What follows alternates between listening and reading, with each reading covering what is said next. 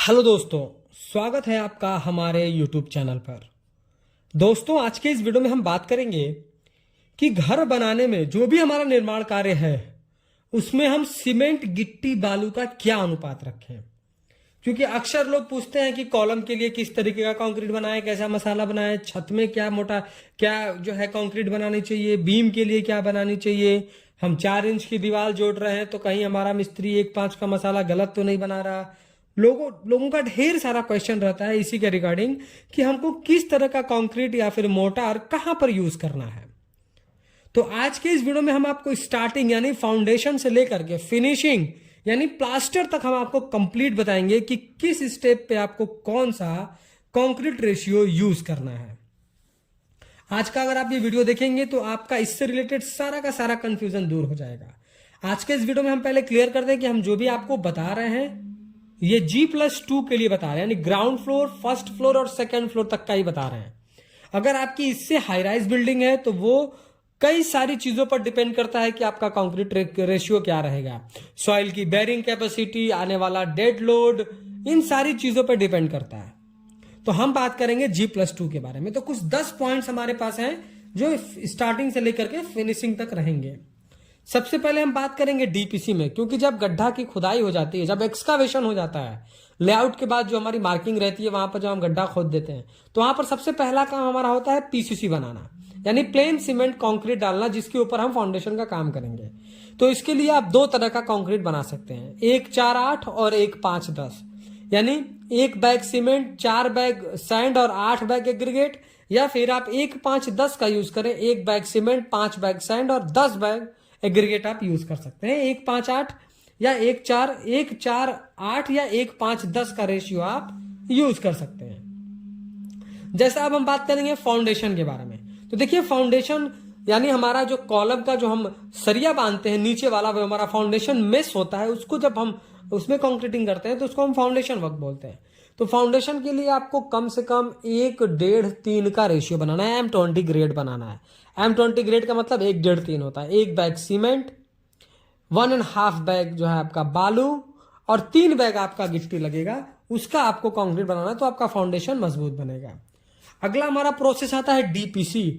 देखिए, डीपीसी का हम यूज कहां करते हैं? डैम प्रूफ कोर्स के लिए, यानी सीलन को ऊपर आने से रोकने के लिए। क्योंकि प्लिंथ लेवल तक तो हम मिट्टी की भराई करते हैं और मिट्टी में क्या है, मॉइस्चर कंटेंट रहता है। तो अगर हमारा ईंट में एक क्वालिटी ये भी रहती है कि उसमें कैपिलरी एक्शन के थ्रू पानी ऊपर की तरफ ट्रेवल करता है, यानी नीचे का एक ईंट भीगेगा तो वो ऊपर वाले को भिगाएगा, फिर वो उसके ऊपर वाले को भिगाएगा। तो इसके लिए मान लीजिए हमने प्लिंथ लेवल तक तो मिट्टी की भराई कर दी, उसके बाद क्या, तो उसके बाद हम डीपीसी दे देते हैं। तो डीपीसी का रोल क्या होता है कि वो वहां से नीचे वाली नमी को लॉक कर देता है, ऊपर ट्रेवल नहीं करने देता है, जिसकी वजह से हमारा पेंट पुट्टी खराब नहीं होता है।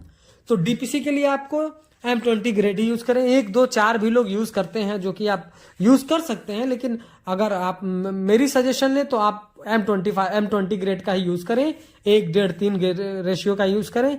और इसमें आप छोटी वाली गिट्टी यूज करें, 5 से 8 mm वाली, क्योंकि आपको 2 इंच की ही ढलाई करनी होती है डीपीसी के लिए। चौथा हमारा पॉइंट है प्लिंथ बीम के बारे में। जैसा कि आप सब जानते हैं कि प्लिंथ बीम का रोल हमारे कंस्ट्रक्शन में ये है कि वो ग्राउंड प्लिंथ लेवल पे पूरे कंस्ट्रक्शन को, पूरे प्रोजेक्ट को, जो हमारा कंस्ट्रक्शन है उस पूरे कंस्ट्रक्शन को पकड़ के रखता है, नीचे से स्टेबिलिटी प्रोवाइड करता है और बहुत अच्छी तरीके से स्ट्रेंथ प्रोवाइड करता है। और उसका मेन काम तो लोड डिस्ट्रीब्यूशन का है ही। तो प्लिंथ बीम आपको कमजोर नहीं बनानी। हम बहुत साइडों पर देखते हैं लोग 1-2-3 का रेशियो यूज कर देते हैं, या 1-2.5-3 का रेशियो यूज करते हैं, 1-2.5-3 का। तो ये सब मनगढ़ंत जो है रेशियो है। हमारा स्टैंडर्ड को IS कोड ये कहता है कि आपको कम से कम प्लिंथ बीम के लिए 1-1.5-3 का रेशियो यूज करना है। उससे पतला आपको जो है कंक्रीट नहीं बनाना है। ऐसा नहीं है कि आपको 1-2-3, 1-2.5-3 इस तरीके का रेशियो आपको कंस्ट्रक्शन में कहीं भी यूज नहीं करना है। ये बिल्कुल भी सर्टिफाइड ग्रेड नहीं है। अगला आता है हमारा ब्रिक वर्क।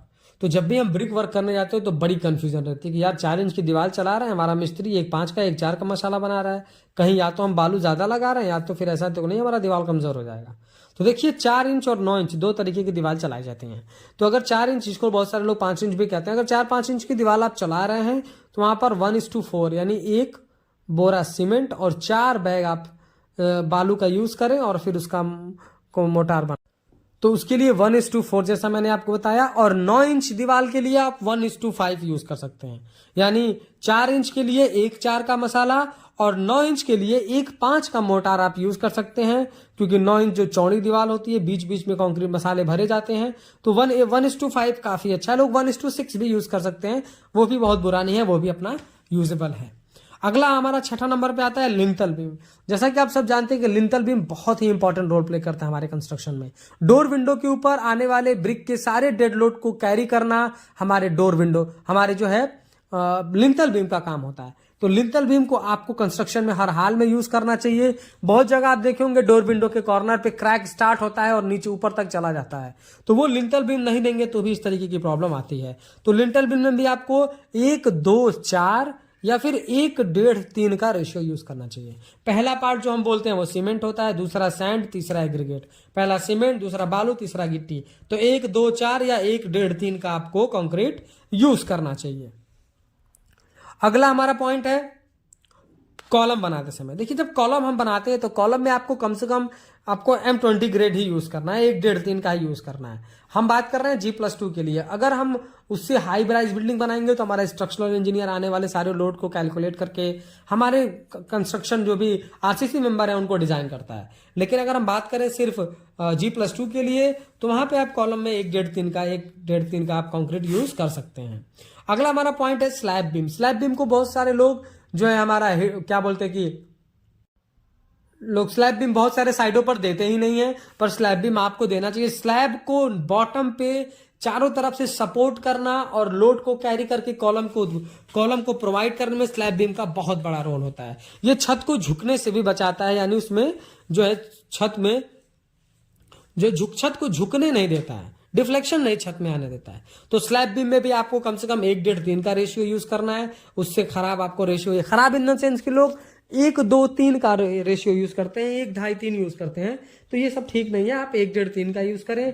अगला हमारा पॉइंट है स्लैब। तो छत की ढलाई में भी आप 1:1.5:3 का ही रेशियो यूज करें। अगर आप G+2 बना रहे हैं, नॉर्मल रेसिडेंशियल आपका प्रोजेक्ट है, तो आप 1:1.5:3 का रेशियो यूज करें स्लैब के लिए भी, वो आपके लिए बहुत ही बेनिफिशियल होगा। अगला हमारा पॉइंट आता है प्लास्टर का। तो देखिए प्लास्टर दो तरीके से होते हैं। एक इनर साइड में, अगर आप जो है आउटर साइड में प्लास्टर कर रहे हैं जहां पर धूप आना है, बारिश आना है, तो वहां पर 1:4 का आप यूज कर सकते हैं, यानी 1:4 का, 1 बैग सीमेंट 4 बैग सैंड का। और अगर आप इनर साइड में यानी अंदर के साइड में प्लास्टर कर रहे हैं तो वहां पर 1:5 आप यूज कर सकते हैं, तो वो भी आपके लिए बेनिफिशियल होगा। तो ये कुछ पॉइंट थे 1 से 10 तक। उम्मीद करता हूं वीडियो पसंद आया होगा। अगर वीडियो पसंद आए तो प्लीज वीडियो को लाइक कर दें, और अगर चैनल पर नए हैं, कंस्ट्रक्शन से रिलेटेड ऐसे ही इन्फॉर्मेटिव वीडियोस इन फ्यूचर देखना चाहते हैं तो प्लीज चैनल को सब्सक्राइब करके बेल नोटिफिकेशन को ऑल पर प्रेस कर दें।